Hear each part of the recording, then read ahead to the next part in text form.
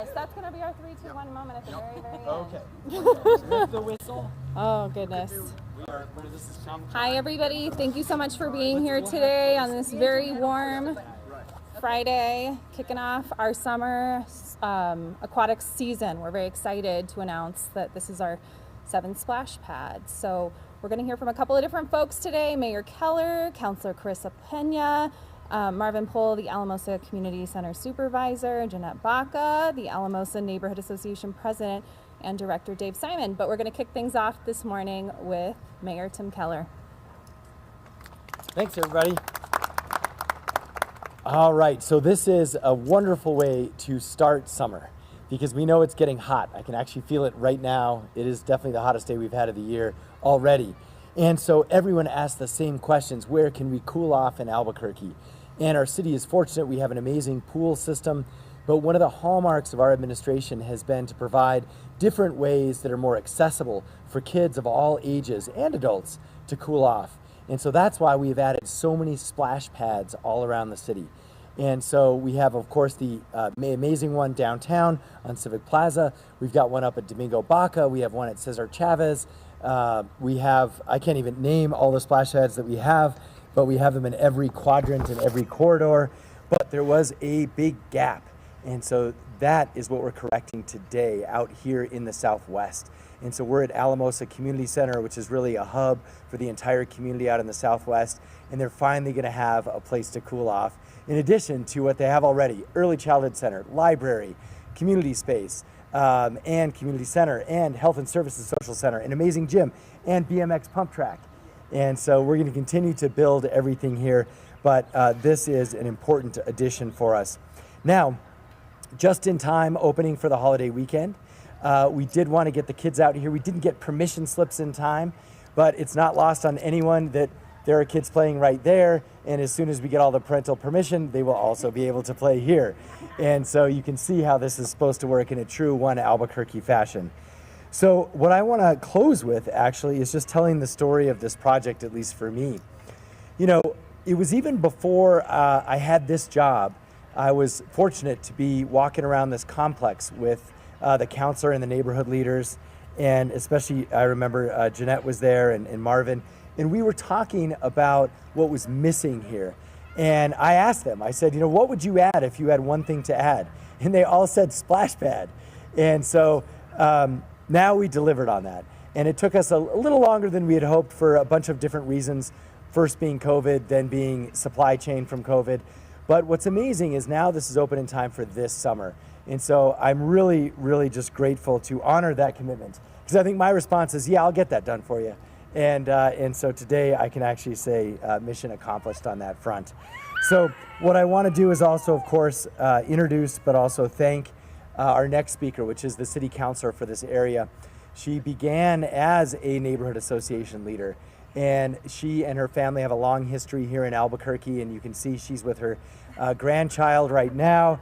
And but she is the reason, in many ways, in addition to Ken Sanchez, why all of this exists. And so she continues to build up her community with this splash pad. So welcome, Councilor Carissa Pena. Thank you, Mayor. So she's on the run. So thank you all for being here. I really appreciate it. I thank the mayor for you know, giving me some credit on this, but really he deserves all the credit. We did make the tour. We talked about needed improvements, but it was just something that he really wanted to do throughout the city. It was a goal of his a couple of capital cycles ago, and he's actually done an outstanding job ensuring that they're throughout the city. You know, we need pools, we need activities for the kids to do, we need opportunities for the kids. You know, one of my philosophies is some of the issues that we have in our city related to some of the homelessness and issues out there. One of the main things we need to do is provide opportunities for our youth. And I think that's kind of addressing the underlying issues that we have in our community. So, so again, his foresight to do this, especially in some of the underserved neighborhoods, I think is so important. So congratulations, Mayor. Thank you for doing it here in Alamosa and throughout the city. And then secondly, I actually want to thank the Neighborhood Association, Jeanette, Jerry, Alina, These are the people that have been working together for many, many moons, just really looking at their community and wanting to improve the community. We're going to have another really great project coming in online here pretty soon. I won't talk about it now, but it's through the work of the neighborhood association, Jeanette, going to the state of New Mexico and getting the money herself. I get to be here as a city councilor to promote it, but it's really, these couple of projects are really the mayor and the neighborhood association. And of course, Marvin, our staff member who's been here for years, just supporting all the things the crazy things we do here at Alamosa. So thank you. And Dave, as the, ready to cut the ribbon. She's ready to go. And Dave, he's just done an outstanding job. The project that I was talking about here and other projects throughout the district, we've really emphasized our parks in our community. So thank you all, appreciate it.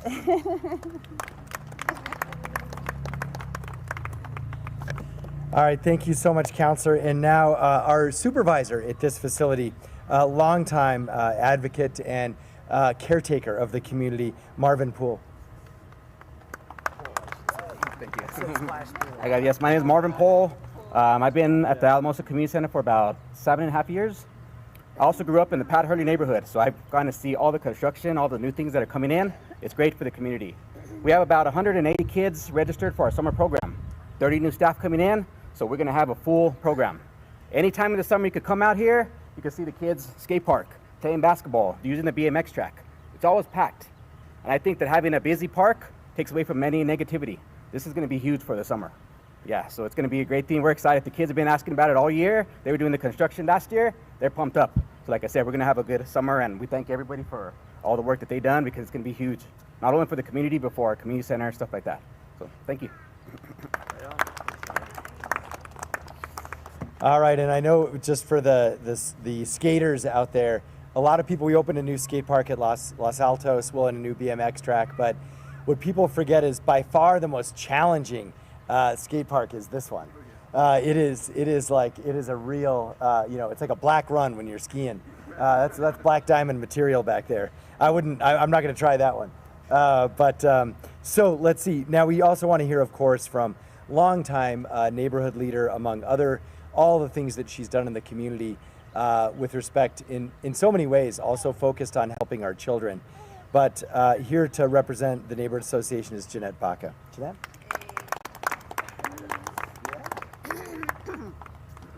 Good morning.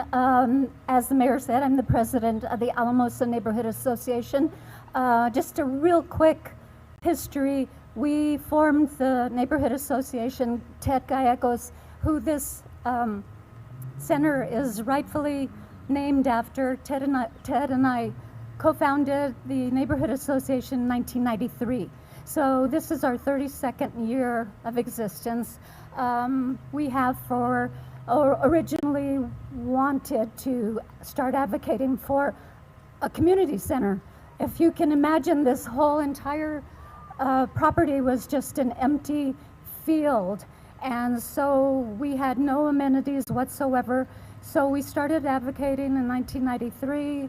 It took a good 10 years to get it done, with lots of advocating with our city officials and with our legislators, but it happened in 2004.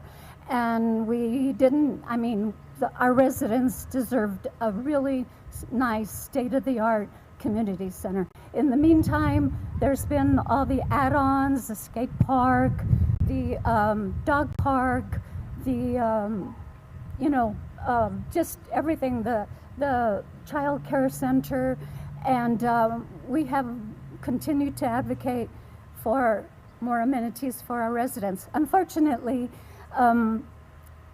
my kids who weren't able to enjoy these amenities, and not even my grandkids, but luckily so many kids from our community will be able to enjoy this awesome state-of-the-art splash pad. So thank you, Mayor. Thank you, Councilor Pena, wherever you are now. I wanted to acknowledge my board members, Alina Palmer, Jerry Gallegos, David Simon, who always a pleasure to work with. David Flores is not here right now, but everyone that we work with, thank you to everybody.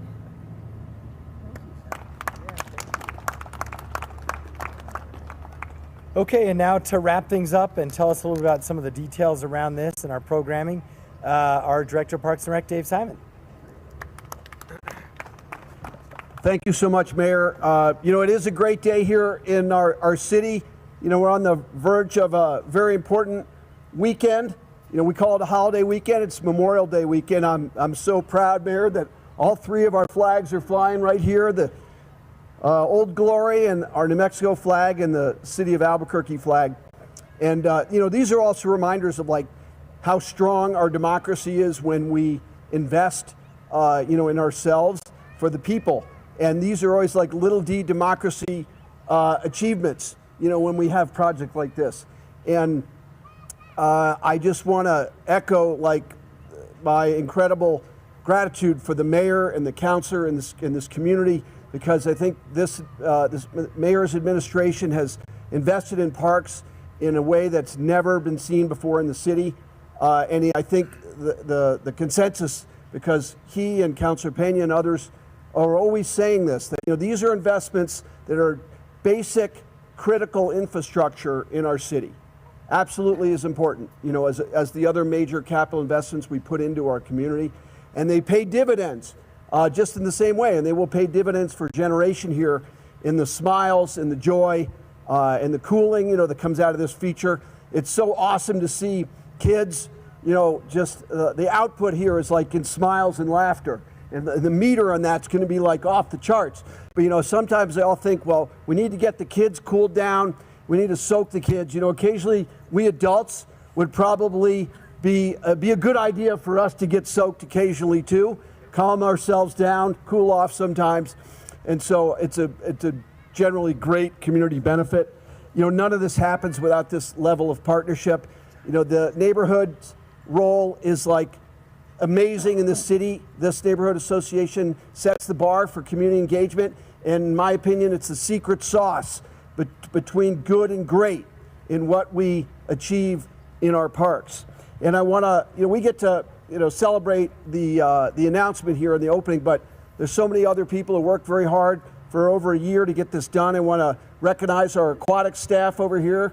Thank you guys for the work and for keeping everyone safe and what you'll be doing this summer, and for embracing all of these splash pads and helping to iron out the kinks with our awesome contractors from Basic IDIQ and BMC who work together on this project. And we learned a lot in the process, because this is a cool new splash pad approach.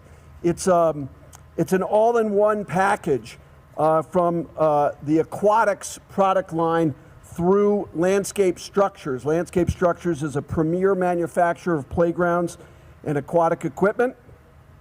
And this is almost think of it almost like a kit that we were able to install here, making it easier to do, modular, something we can repeat and get better every time we do it. And it also brought the cost down of a complicated plumbing project like this, which is still not cheap. This splash pad project, which of course involved a lot of dirt work, concrete and underground plumbing and a control building here, was about an $885,000 project. But we're starting to dial in on how to do these splash pads the best ways, and this is the result of a ton of hard work. I also just want to say that, and the splash pad itself is going to have these 12 angled sprayer jets and then 10 others. So 22 angled spray jets. You can nail over 24 children at one time. And to have this facility in the midst of this complex just deepens the partnership with our Youth and Family Services Department. And this is the catalytic effect of using our community centers this way in the community. We have, I think, 20 community centers that are embedded in city parks. And when we invest in those places, the output, the benefit, it just expands exponentially, because we can let this great staff at the community center do their thing. So we're very excited to see the good that will come out of this project. Oh, I also forgot to mention consensus planning. I'm sorry, Ken. Our planners on this project, they do a great job for us all over the city. So, let's give the contractors and those folks their due. And, with a little luck, Mayor, we'll do more of them, I think is what you said. So we got some. One at every community center. Every community center. It's only, only a few more to go. Yeah, that's right. So, yeah. So with that, again, thank you everyone for coming. We are going to fire the pad up again. So would people assume their positions? And Mayor will give us a countdown. Whoever wants to risk, getting right. Scoot on back here. I'm in the zone. I see you inching up. You want to join me in the zone? Anyone else? Any staff want to cool down? Noah's down. No, he wants the picture. I've run through every one of these in full clothing. Yeah. So we're gonna do it on. He'll give you a 3, 2, 1. Okay, so I'll whistle and then you do it. So 3, 2, 1. See that flower. Get her, babe, get her.